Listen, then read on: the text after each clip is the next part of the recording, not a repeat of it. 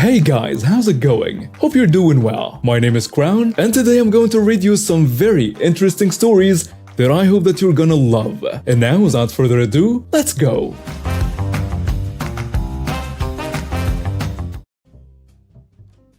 This happened yesterday, and I'm still super mad. So if there are spelling errors or grammar mistakes, it's because I'm typing with a lot of fury right now.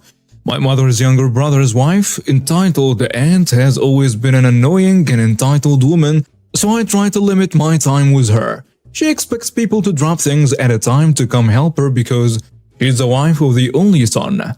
My mom is the oldest, most successful, and takes care of my grandparents, but they still favor my uncle more just because he's a boy.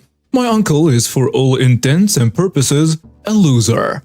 Gambles away his money and borrows money from my grandparents when they are just living on Social Security and will likely never pay back the tens of thousands of dollars he owes my parents. They have one son and he's the most spoiled brat I have ever met, despite the very little means to buy him anything. However, he has been taught his whole life that he does nothing wrong. If he gets in trouble at school, his parents tell him the other kid is wrong. Anyways, we decided to celebrate Chinese New Year early this year because it was a 3-day weekend the weekend before, and the NFC/AFC championships, so a lot of things to bring the family around.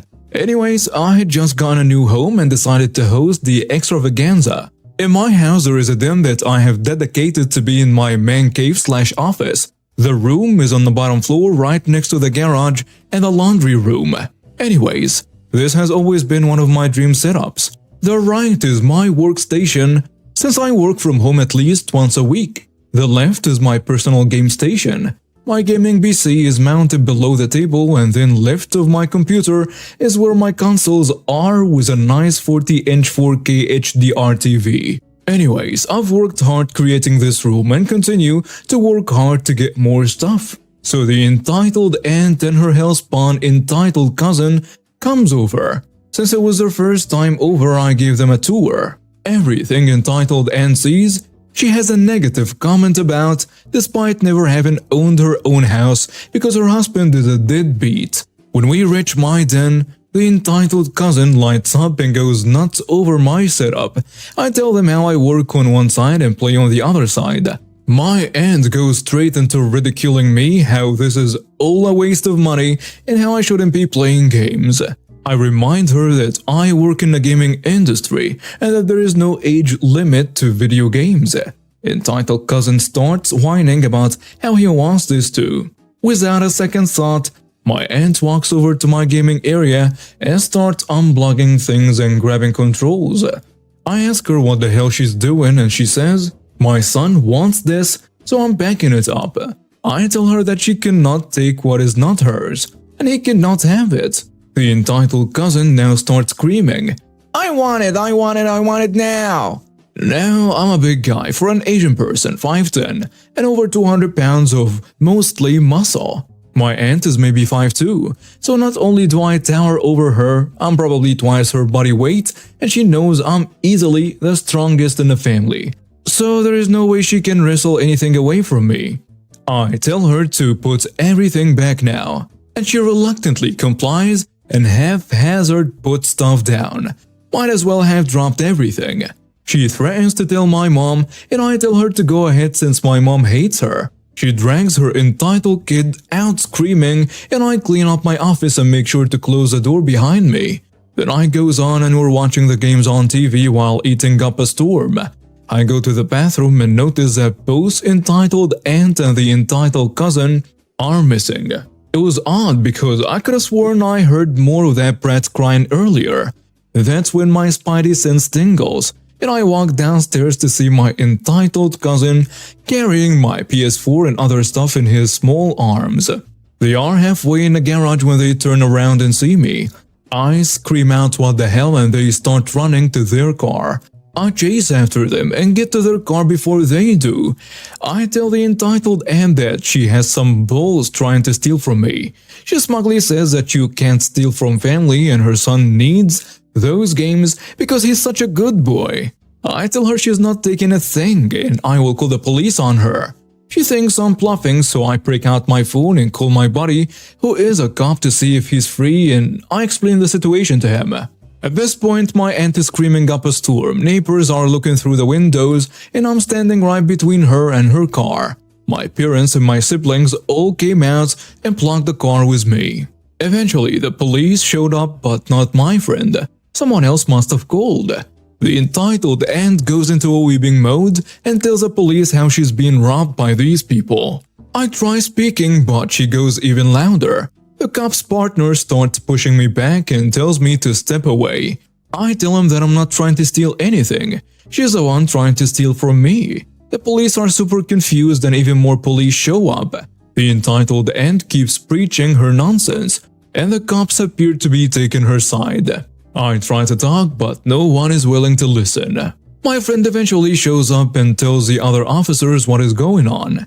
They still don't believe me, but instead ask me if I can prove all of the items are mine. I take out my phone and show them on my Nest cams everything.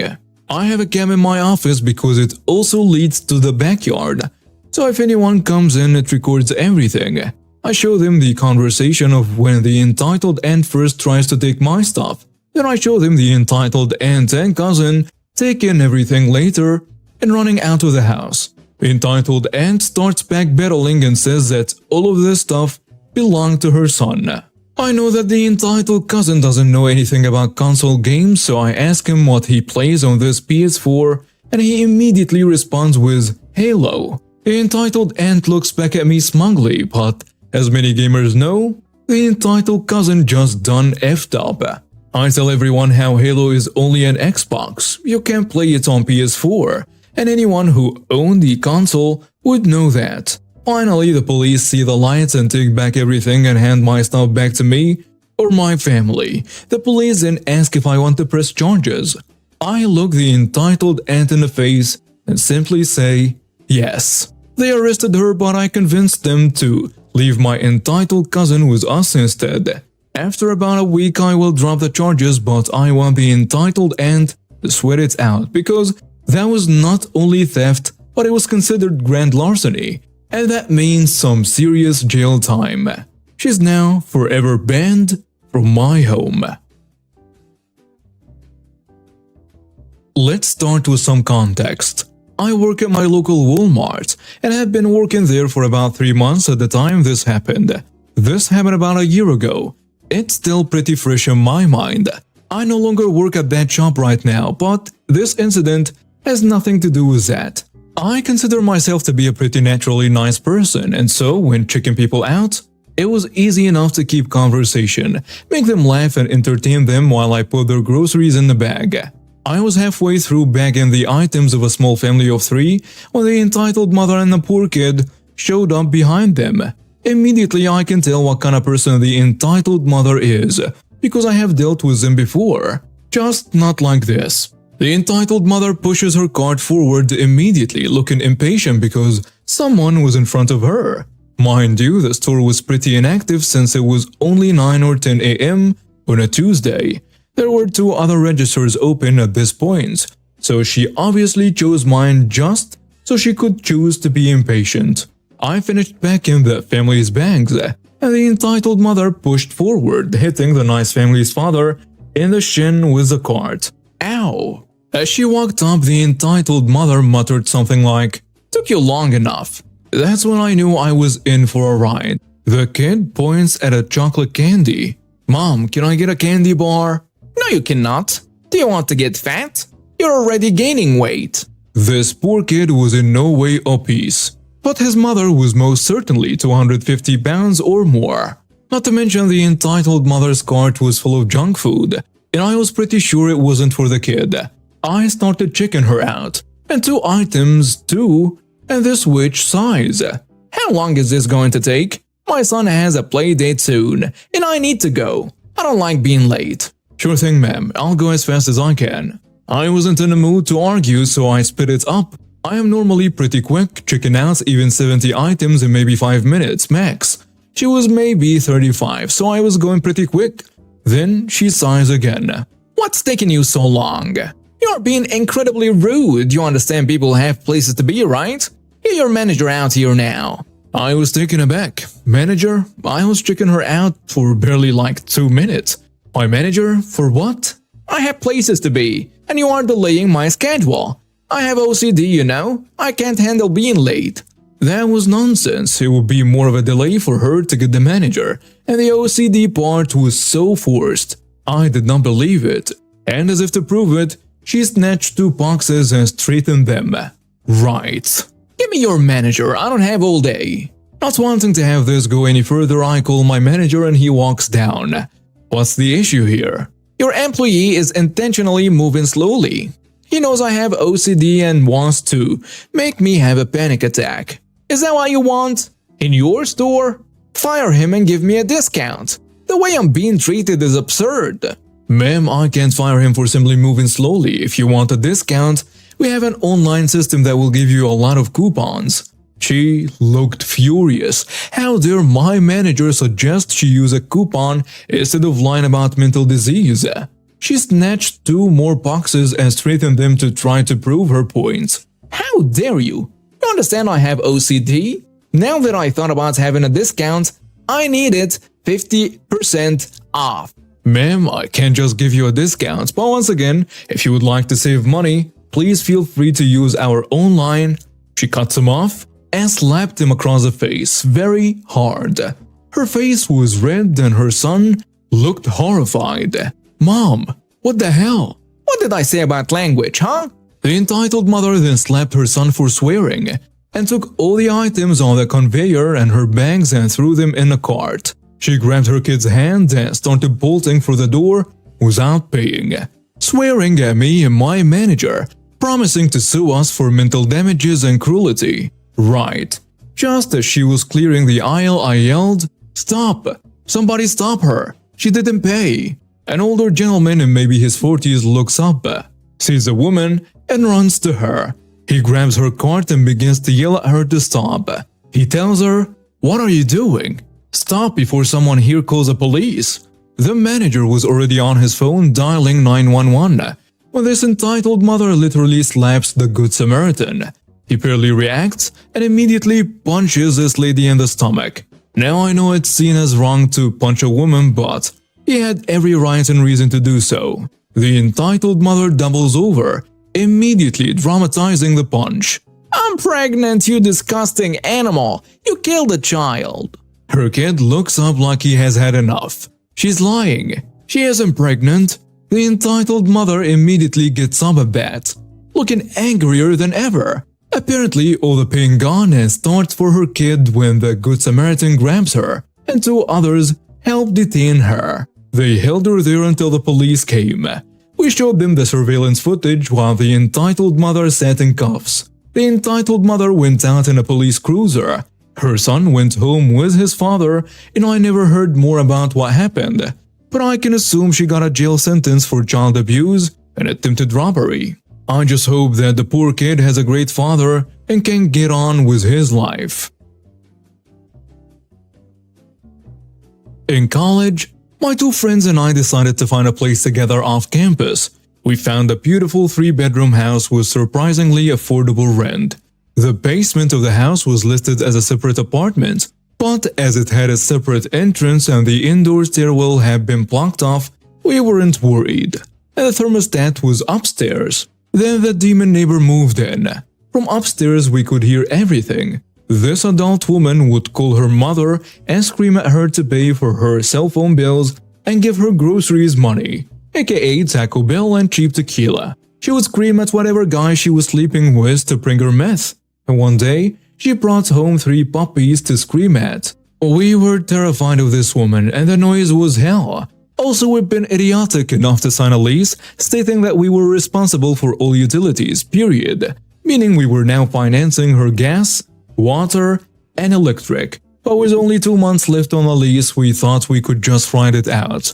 But then she started smoking constantly. According to the landlord, she'd quit for good when she signed the lease. But for good only lasted 2 days. Since it was winter, the heat was running nearly 24/7. And the smoke was wafting up from the vents. Our apartment and all our belongings began to reek with smoke. We contacted the landlord because we'd signed for a bloody non-smoking apartment. He told us we lived in a state where you could technically call an apartment non-smoking even if it shared ventilation with a smoking apartment. Screw you leasing laws. At this point, my two roommates were heading out for a 2-week vacation. They were online students while I was residential, leaving me alone in the apartment with a demon smoker in the basement. I couldn't sleep or eat because my idiotic stomach decided to react to all the secondhand smoke by aching and cramping constantly. After 3 days, I was a little insane. I made a plan. I checked the forecast. Lows in the 20s all week. I borrowed a friend's ultra-insulated sleeping bag. I bought one of those ski masks with holes for your eyes and mouth. I got out my stocking cap, my silk long underwear, my woolen socks and my down parka. I bought tea, hot cocoa and ramen and prepared to live off a diet of hot liquids. And I turned off the heat. Day 1. She's screaming at her mother for forcing her to move into this frozen crap hole of an apartment. Day 2. She's screaming at her boyfriend, meth dealer, because he won't let her move in with him. Day 3. She's screaming at the landlord about how she's freezing. Day 4. The landlord is at my door.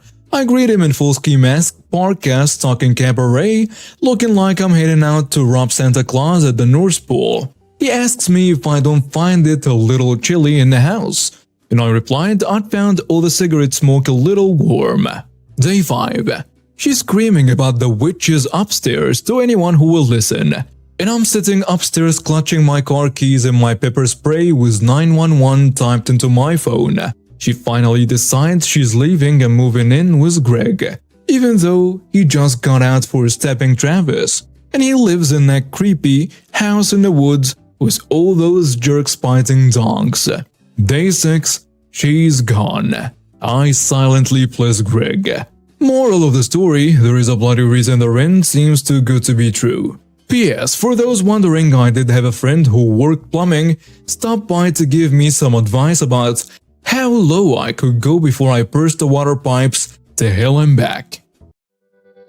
And now we have reached the end of today's stories. Thank you for watching and see you next time.